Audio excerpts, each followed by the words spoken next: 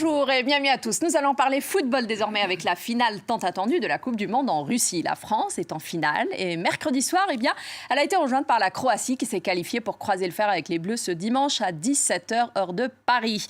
Pour commencer, tout d'abord, nous allons directement à Moscou où se joint à nous Olivier Fiani. Bonjour Olivier. Comment ça se passe sur place? Comment est l'ambiance? Et comment tout ça se prépare pour dimanche? Alors pour dimanche, on s'attend bien sûr à un nombre de supporters beaucoup plus élevé que ce qu'on a vu sur les matchs précédents. Là, je parle des supporters français. Ils étaient quelques milliers à Kazan, par exemple, pour les huitièmes de finale contre l'Argentine. Ils étaient un petit peu plus nombreux en quart, un petit peu plus nombreux encore contre la Belgique en demi. Et cette fois, ils seront un peu plus nombreux également. Sauf que pour remplir un stade de 80 000 personnes, il y aura forcément des supporters venus du monde entier. C'est ce que nous avions vu en demi-finale à Saint-Pétersbourg lors du match France-Belgique entre Français et Belges, on va dire qui remplissaient à peu près 10 000 places. Donc restait tout le reste. Et tout le reste, ce sont des supporters. Beaucoup d'Asiatiques, d'ailleurs, beaucoup d'Asiatiques de Chine, de Malaisie, de Brunei, de Thaïlande. On a vu énormément également de Sud-Américains qui sont restés, des Mexicains, des Brésiliens, des Colombiens qui sont toujours pas partis, qui sont toujours pas rentrés chez eux malgré l'élimination de leurs équipes. Ouais. Nous avons vu également beaucoup de Russes. Alors ce qui était étonnant lors de la demi-finale, c'est que les Russes, en début de match, supportaient les Belges. Ensuite, ils ont changé de camp, ils ont supporté les Français. Donc on va voir qui vont supporter. Est-ce qu'ils vont supporter les Français ou les Croates en finale?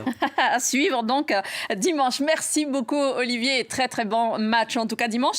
Je vous présente maintenant mes invités ici dans les studios parce que pour la première fois en fait on est un peu nombreux. Alors nous avons bien évidemment Hugo Moissonnier qui vient du service sport de RFI. Bonjour Hugo. Bonjour. C'est la première fois avec nous, bienvenue à vous. À côté de vous, Marc Cohen, un grand amoureux du sport et du football. Merci d'être avec nous. Alors un spécialiste d'Angleterre, on y reviendra. Et vous avez en face de vous Cédric Ferreira qui est aussi un grand spécialiste ici chez nous à France 24. Merci d'être avec nous.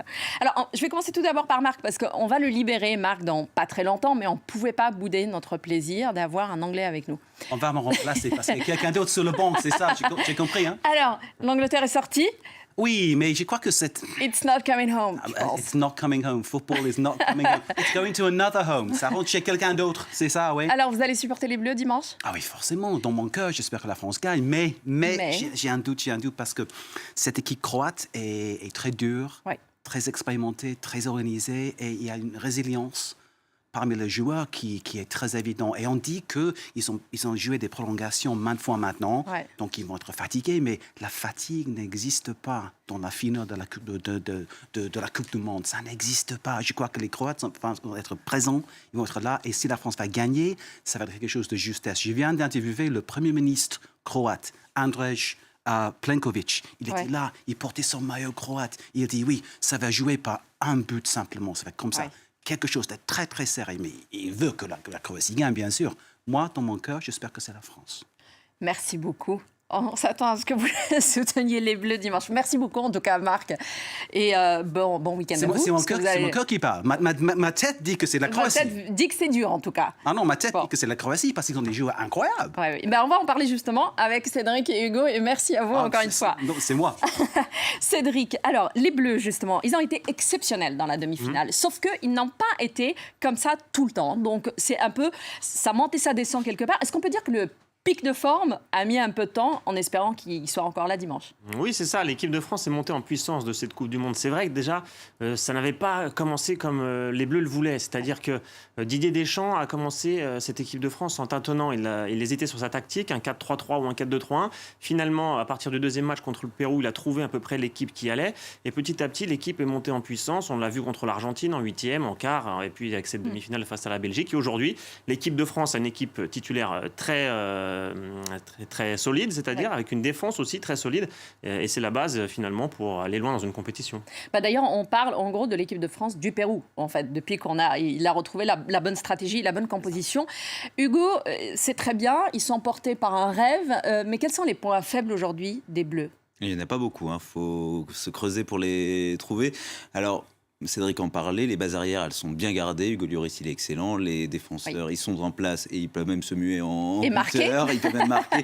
Le milieu de terrain, incarné par N'Golo Kanté, formidable. Pareil, il est solide. Le schéma tactique, avec ce 4-2-3 un peu asymétrique, ça fonctionne plutôt bien. Alors, c'est peut-être un peu devant qu'on peut pinailler, avec un Antoine Griezmann qui a peut-être pas donné encore la pleine mesure, qui a peut-être pas encore exprimé tout son talent, tout son potentiel, et un Giroud qui pour l'instant est resté muet, l'attaquant de pointe. Alors il travaille quand même pour le collectif, ces deux joueurs, mais... c'est un peu comme ça qu'il se rattrape, puisqu'on l'a vu en demi-finale justement, parce qu'on a vu plusieurs occasions par rapport à Giroud, il n'a pas réussi vraiment à concrétiser. Griezmann, comme vous le disiez, on s'attendait à beaucoup, on n'a pas ce qu'il faut. Mbappé fait le travail bien évidemment, mais est-ce qu'on peut dire que justement pour se racheter, c'est justement le collectif qui l'emporte ? C'est le collectif qui l'emporte, effectivement. Et Griezmann et Giroud, il faut noter quand même leur rapport, ne serait-ce que défensif, leur travail de l'ombre pour user les défenses. Oui. Et puis, globalement, cette équipe de 2018, elle est un peu l'héritière de l'équipe de 98, qui avait réussi à être championne du monde, avec un Stéphane Guivarch, attaquant de pointe à l'époque, qui n'avait marqué aucun but. Autre petite faiblesse, si vous me permettez. Oui. Elle sera peut-être dans les têtes, puisque l'équipe de France reste sur 2 finales perdues. 2006 était un peu loin, 2016 c'est beaucoup plus proche. Beaucoup de joueurs ont perdu cette finale de l'Euro face au Portugal, alors qu'à l'époque les Bleus étaient favoris. Donc il va falloir vaincre ces démons-là, ces démons de 2016. Les Croates maintenant, Cédric. Alors les Croates, eux aussi, ils ont fait un parcours exceptionnel. Ils sont aujourd'hui portés par énormément d'espoir, portés par tout un peuple derrière. Ils sont aussi exténués, on le disait tout à l'heure, et Marc le disait, ils ont effectivement dans les jambes quasiment un match de plus, un jour de préparation en moins, et n'empêche, on l'a vu encore en demi-finale, ils arrivent quand même à accélérer jusqu'au bout. Oui, c'est ça qui était fou contre l'Angleterre, c'est-à-dire qu'on parlait déjà de cette fatigue physique des Croates, et la tendance s'est complètement inversée durant le match, c'est-à-dire que la première mi-temps, l'Angleterre a dominé, et la deuxième mi-temps, puis les prolongations, c'est les Croates qui ont pris le dessus, alors qu'ils étaient censés être plus fatigués. Donc c'est vrai que cet argument maintenant, je ne sais pas s'il est vraiment valable, en tout cas, la fatigue physique, même si les Croates ont un jour de récupération en moins, même s'ils ont disputé beaucoup de prolongations, on sait aussi que les techniques de récupération ont beaucoup évolué maintenant avec des technologies beaucoup plus modernes.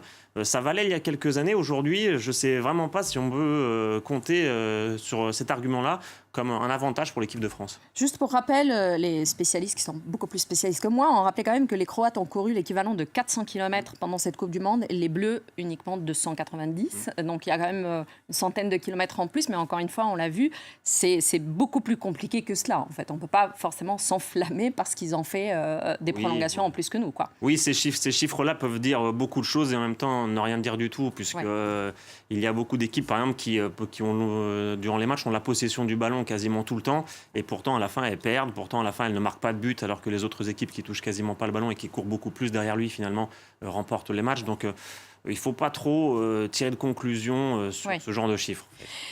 Hugo, les Croates comptent beaucoup sur Luka Modric, le joueur du Real, qui s'est illustré dans tous les matchs. C'est le maître à jouer de son équipe. C'est un joueur, d'ailleurs, qui a parcouru le plus de distance lors de ce mondial.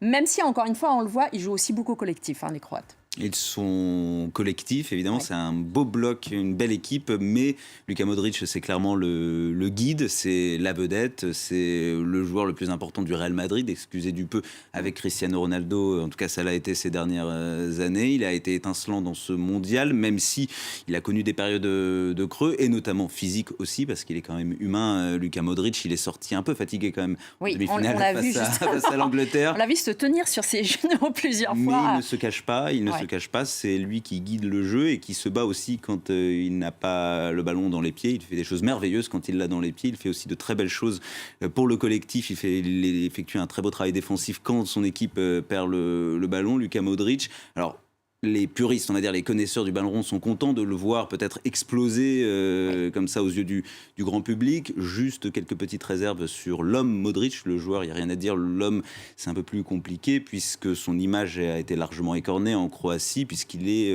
l'un des protagonistes d'un scandale de grande ampleur, un scandale de détournement d'argent qui pourrait lui coûter très cher. En tout cas, un faux témoignage pourrait lui coûter très cher. Donc un petit bémol sur l'individu Modric, même si je ne le connais pas personnellement. Oui.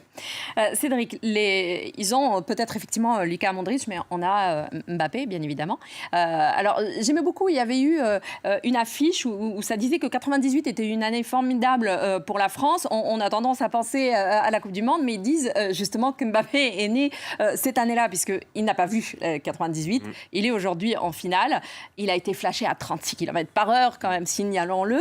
C'est un grand atout pour la France. Ouais, c'est incroyable. C'est-à-dire que ça fait déjà longtemps qu'on parle de Mbappé, plus d'un an qu'il a été transféré au Paris Saint-Germain avec un montant record. Et pourtant, durant cette Coupe du Monde, quand on le voit jouer, il impressionne encore toujours plus. Son match contre l'Argentine, par exemple, où ses percées en première mi-temps ont fait tellement mal à l'équipe d'Argentine, il a obtenu un penalty.